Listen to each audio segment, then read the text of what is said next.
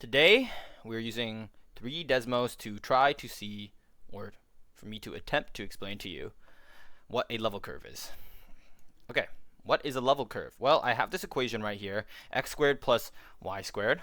And a level curve is whenever you set the z value to some constant. So this function right here is x squared plus y squared plus z, right? And if you set z to 4, this is the function that you'll get.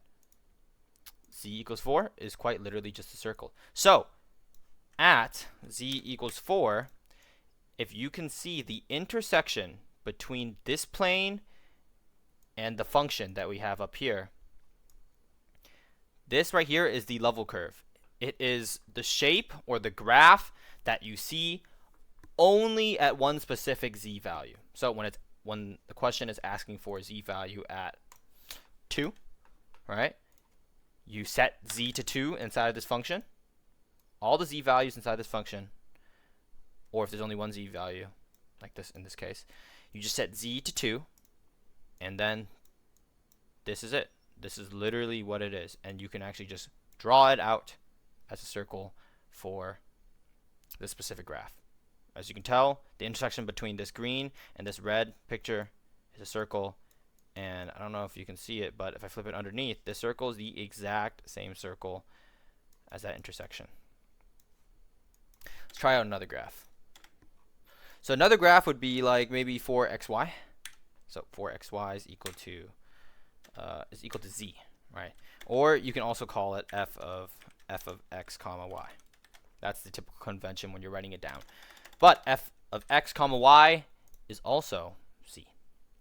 So whenever you are looking for the level curve at, let's say let's put z equals 0. Z equals 0 is just the intersection between 0, this plane right here at z equals 0, and the graph. So let's try to draw that out. 4xy equals 0. If you draw that out, this is what you get, a cross. And this cross, well, look at it, cross. It's the exact intersection. How about z equals 4? Well, at z equals 4, let's set this to 4. This is our picture. It is a kind of 1 over x, looking graph, which I think it actually exactly is 1 over x if you simplify this equation.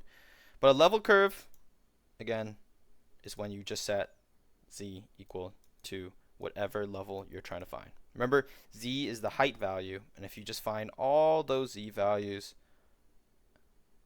at height 4 and all those points, you'll get some function which is just the original function set to equal 0 or 4.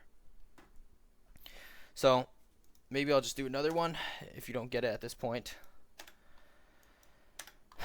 Let's go x squared y times power 3 2x. Yeah. This is weird. But this equation is equal to z, correct? So whatever inputs that you have for the x and y values, you'll have an output of z, which is the height in this example. And if we set this equation equal to, let's say, equals 0, we'll actually find that we get this weird line looking thing. So all the possible x and y values when z is equal to 0 is determined by this graph here, or a level curve. And as you can guess, a level curve is just, you could think of z equals 0 as bottom floor. The bottom floor, you go up the next level, z equals 1, right? Right, z equals 1. This looks like, let's set z equals 1. This looks like the graph, does it not?